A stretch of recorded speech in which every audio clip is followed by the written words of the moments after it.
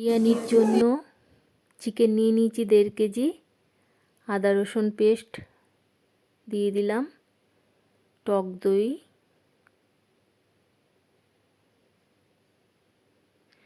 বিরিয়ানি মশলা আর মিঠে আতর দিয়ে দিয়েছি, কেওড়া জল, গোলাপ জল,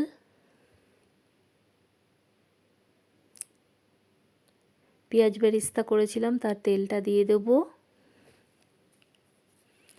সঙ্গে কিছুটা পেঁয়াজ বেরেস্তাও দিয়ে দেব, 1 চামচি লঙ্কার গুঁড়ো,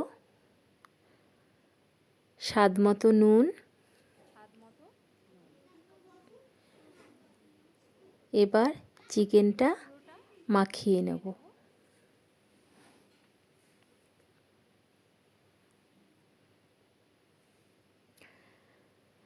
দেখো চিকেনটা মাখা হয়ে গেছে, এবার এটাকে 20 মিনিট ঢেকে রেখে দেব।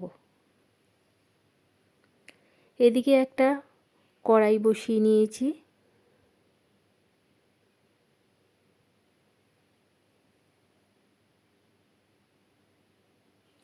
মাংসগুলো সব একে একে করে দিয়ে দেব।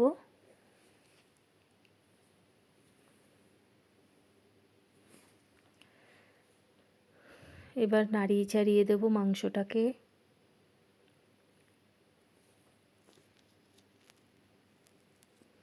মাংসটা যতক্ষণ হবে একটু ঢেকে দেব। এদিকে দেখো বিরিয়ানির চাল নিয়ে নিয়েছি, যেহেতু এটা দিয়ে আমি বিরিয়ানি বানাবো। আর এদিকে দেখো কড়াইতে আলু দিয়ে দিয়েছি, আলুটাকে ভেজে ভেজে নেব।